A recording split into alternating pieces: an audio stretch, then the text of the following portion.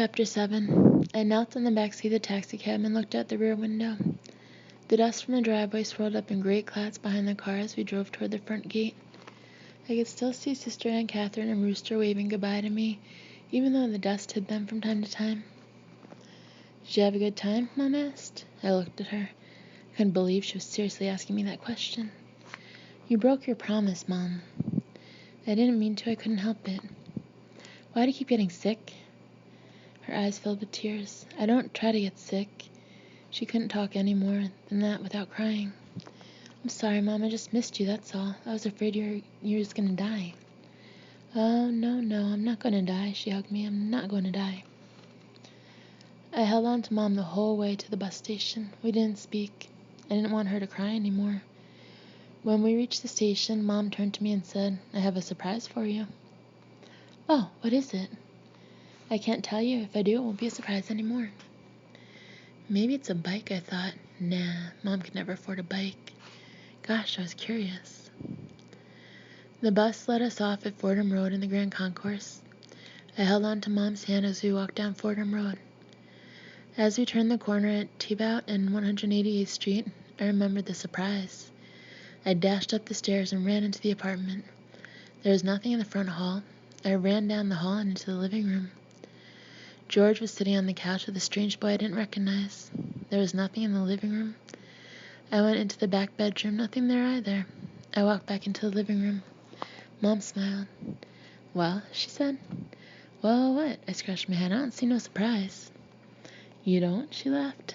"That's Jerome," she said as she pointed to the strange boy sitting alongside George. "Jerome." He was very pale. His hair was brown and curly.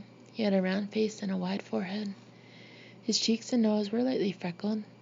His ears stuck straight out from the sides of his head. They were holding up a giant pair of horn-rimmed glasses. I was speechless. My disappointment at not finding something like a bike faded into curiosity. "Aren't you going to say hello?" Mom asked. "Oh, yeah," I said. "Hi." "Hi," Jerome said and smiled. My name is Jennings." I extended my hand to him. "That's my first name." He laughed. "Yeah, I know. We have the same last name." "Oh, yeah," I laughed. "How old are you?" he asked. "I'm 9.5. Jerome was 11 last week," Mom said. "We're going to have a party for him on Saturday." "A party?" Jerome shrieked. "I never had a party." "Well, you're going to have one now," she said. "I didn't get a party for my birthday," Walter said as he came into the living room. "Well, you're not sick," she said. "You gotta be sick to get a party around here," George mumbled. He got up from the couch and headed down the hall. "Where are you going?" Mom asked. "Out," he snapped as the door slammed. "He'll be back soon," she said. "Don't bet on it," Walter snarled. He sat at his usual spot to study. "Where's Larry?" I asked. "He's at the store." "And Jean?" "Sleeping." "I should have known. Jean sleeps all the time," I told Jerome. "Well, he's just a kid," he said. "Do you play chess?" "Chess?" "Yeah, chess. Do you play?"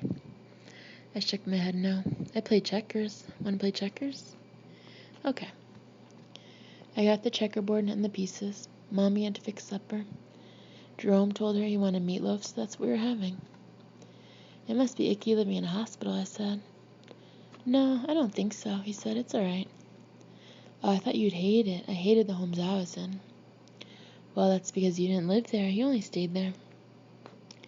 I scratched my head. I didn't understand that, and he knew I didn't. "You see," he said, "I lived in the hospital. It's the only place I ever lived. I may hate living here." "Really?" "Could be. I only know Mom. I met George and Walter once or twice, but I don't know them. I don't know you either." "But we're brothers, aren't we?" "What does that mean?" It means, I don't know. What does it mean?"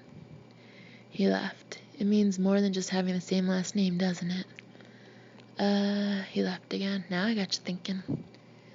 "Hi, Jennings," Larry shouted as he came into the living room. "Hi," I said as I jumped up to greet him. "How you been?" "Okay, I lost my bugle." "Where?" "I don't know. Somewhere. Did you stay at a home?" "Yeah," I raised my eyebrows to show I didn't like it. "Me too." "Larry," Mom called from the kitchen, "will you run to the grocer's for me?" Oh, darn, do I have to? He whined as he left the room. Jerome and I played another game of checkers. He told me what it was like in the hospital. Sounded a lot like the homes, only they let you talk more. He showed me some of the model airplanes and boats he'd made. They were terrific. I showed him Doggy. Aren't you a little big to have a stuffed dog? He asked. Too big? No, I'm not too big. Doggy's my friend. We were at the homes together. He was the only one I could talk to. I hugged him. Well, then, I guess you're not too big. I guess you're just right. Supper's ready, Mom called out. I got up to go, but Jerome didn't. Aren't you coming? I can't. I'm not allowed to walk around. Never? He shook his head no. Not until the doctor says I can. You mean you gotta sit there forever? No, he laughed. I'll get settled somewhere. Mom said she'd figure it out later. She did. We borrowed a cot from Mrs. Clark, the lady next door, and set it up in the living room. We had to move things around a bit, but we did it. Mom took a small table from her bedroom and put it alongside his cot. We started a game of three-handed slapjack on his new table. Larry, Mom called. You and Jennings better get yourselves to bed. You have school tomorrow. Oh, darn, I don't want to go to school, Larry whined. Why not? Jerome asked. Everyone's going to make fun of us, I said. Why? Because we were left back. We missed too much school last term. Why should anyone make fun of you? Larry laughed a sarcastic laugh. Are you kidding? They'll call us dumbox and stuff like that. I don't know, Jerome said. I wish I could go to regular school. I wouldn't care what they called me. Didn't you ever go to regular school? He shook his head no. Ain't you going to go to school now? Larry asked. He again shook his head no. How are you going to learn anything? I'll have to have a tutor. What's a tutor? A teacher who comes in and teaches me right here. In bed? Larry asked. Jerome nodded yes. Boy, Jean sure would like that. We all laughed. Larry was right about school. After the first day, I was miserable. I went straight home. Larry was already there. He was lying across our bed, crying. Didn't have to ask him how things went. I sat on the edge of Jerome's bed. How was it? He asked. Awful. I'm the oldest kid in class and the biggest. I stick out like a big toe. Why didn't you sit in the back? I did. That's how I know I'm the biggest. Did anyone call you names? I nodded my head yes. They really picked on Larry. Jerome said he doesn't ever want to go back. I know how he feels. I don't want to go back either. I like Larry, Jerome said. Yeah, so do I. He's my favorite brother. That's not hard to understand. What do you mean? Well, you and Larry are very much alike. You play together. You went through the same things. You know, the homes. You're both left back. You feel the same things. George and Walter are in high school. They don't know what you two are going through. And Jean is just a baby. That's why it's not hard to understand you liking each other the best. Jerome reminded me an awful lot of Mark. There seemed to be a little wise man inside of each of them. He even looked a little like Mark. In the days that followed, I played with Jerome every day after school. Larry started to play hooky and hang out with some kids who went to a different school. They too were playing hooky. Even though I knew about Larry not going to school, I didn't tell anybody. On Saturday afternoon, Mom sent me and George to Hanscom's bakery for Jerome's cake. How's school? He asked. Lousy. Why? What's the matter? I don't like school no more. None of the kids I used to play with me anymore. It's tough, kid. I'm sorry to hear that. Larry don't like school no more either. I know. I saw him a couple times in the street when he should have been in school. Really? I said. I was trying to look surprised. I ain't gonna tell Mom. Oh, good. The kids really pick on him a lot. Yeah, I figured that. We got Jerome's cake and started for home. I was glad George wasn't mad about Larry playing hooky. I was glad he wasn't gonna tell Mom.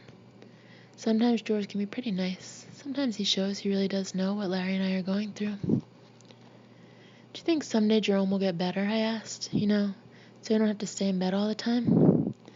I don't know. He's pretty sick. Mom said they only sent him home to die. We walked the rest of the way in silence. I had heard that for as far back as I could remember, but it hadn't meant all that much to me. I guess it was because I had never met him. Now that I had, I liked him. I didn't want him to die. I wanted him to teach me how to build model airplanes and to play chess. I wanted us to have more than just the same last name. Jerome's party was fun. Mom bought him 2 model airplane kits and Jean a coloring book. She always had to buy Jean a present when she bought someone else anything. He'd cry if she didn't. George and Walter got Jerome some paints to go with his models, and Larry and I, after carrying packages to the MP, got him a Captain Video secret decoder ring. I think we liked it more than he did. Jerome didn't know all that much about Captain Video. After the party, Larry and I cleaned up the kitchen and went to bed. Jean was already asleep. Mom and George and Walter stayed up to have some coffee. Want to play an alphabet game? Larry asked. Nah, I'm kind of tired, I said. I hugged Doggy in my cheek. Do you think Jerome's gonna die? Larry asked. I hope not. I hope not, too. You know, George knows about you playing hooky.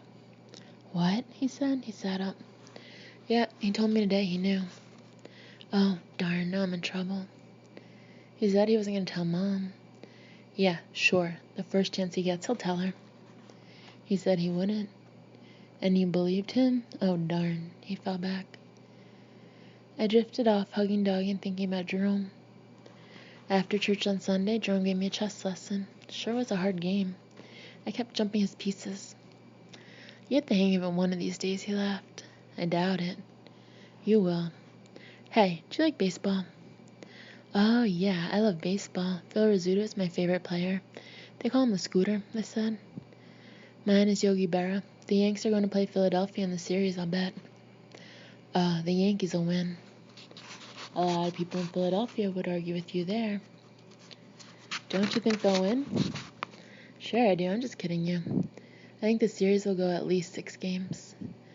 Hey, I got pictures of Phil Rizzuto and Yogi Berra in my baseball card collection. Want to see them? I got my collection. We looked at all the players. I gave him my Yogi Berra card to hang on his wall over his bed. Where's Larry? Mom asked as she came into the living room. George and Walter were with her. I think he's downstairs, I said. I wondered if George had told Mom about Larry playing hooky. Get him, she said.